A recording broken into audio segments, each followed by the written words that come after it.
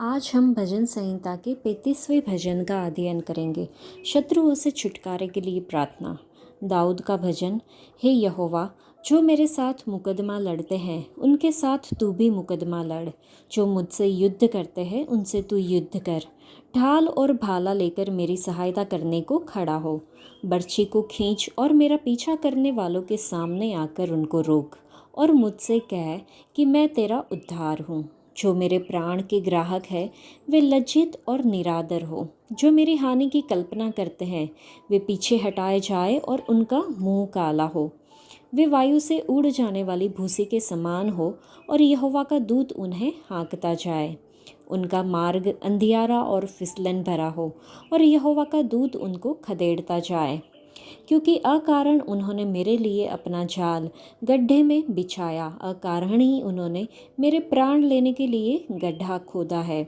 अचानक उन पर विपत्ति आ पड़े और जो जाल उन्होंने बिछाया है उसी में आप ही फंसे और उसी विपत्ति में वे आप ही पड़े।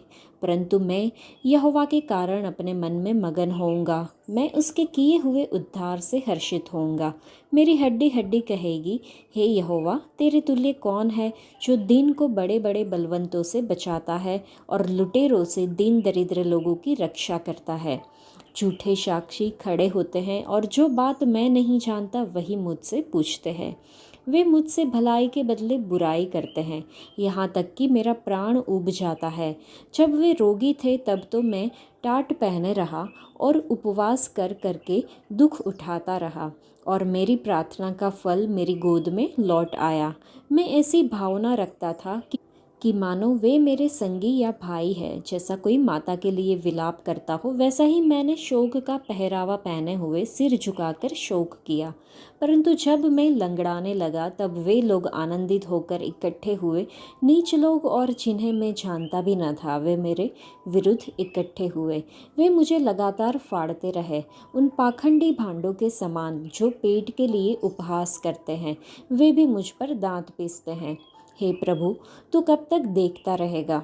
इस विपत्ति से जिसमें उन्होंने मुझे डाला है मुझको छुड़ा। जवान सिंहों से मेरे प्राण को बचा ले।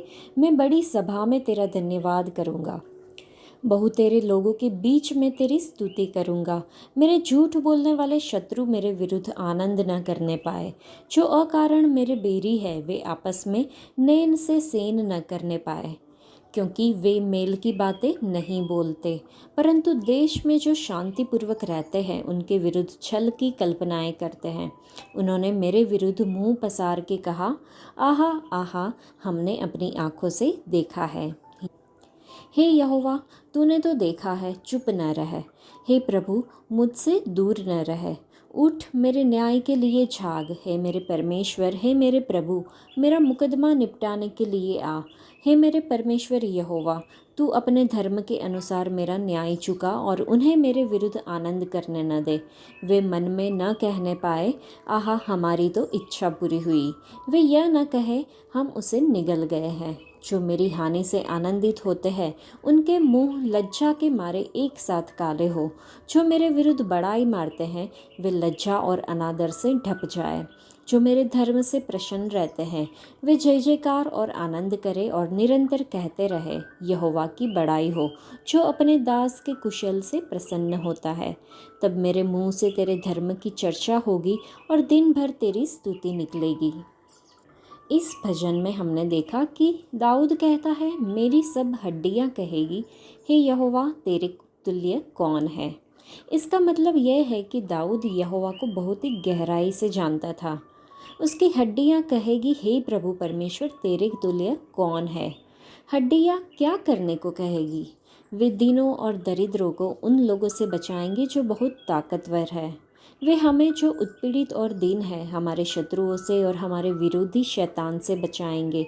चलिए हम इस पर विश्वास करें और अपने प्रभु परमेश्वर की महिमा करें। वह गरीबों और ज़रूरतमंदों को उन लोगों से बचाएंगे जो इसका अच्छा हिस्सा लूटते हैं। शैतान चोरी करने, हत्या करने और नष्ट करने के लिए आता है। शत्रु हमारे शरीर, आत्मा और परिवार आदि का आशीष चुरा लेता है। हमारा प्रभु परमेश्वर हमें उसके हाथ से बचाएगा। इसलिए दाऊद यह कहकर परमेश्वर की महिमा कर रहा है, हे प्रभु परमेश्वर, तेरे तुल्य कौन है। हे यहोवा, देवताओं में तेरे तुल्य कौन है।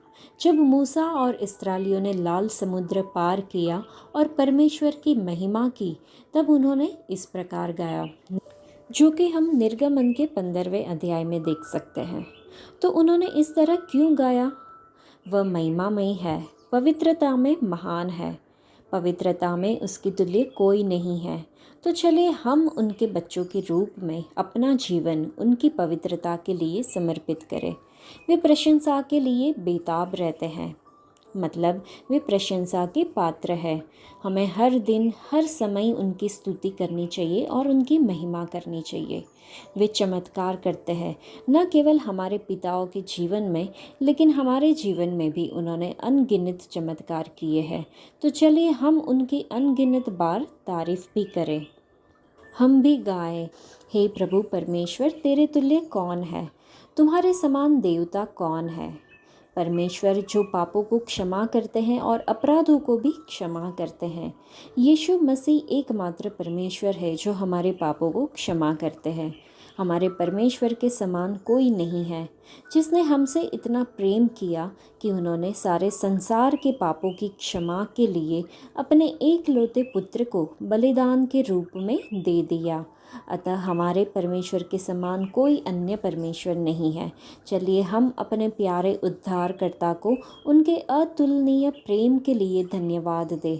ऐसे अद्भुत परमेश्वर को जानना और उनसे प्रेम करना हमारे जितना सौभाग्यशाली कोई नहीं है। आज के लिए इतना ही। परमेश्वर आप सबको आशीष दे। धन्यवाद।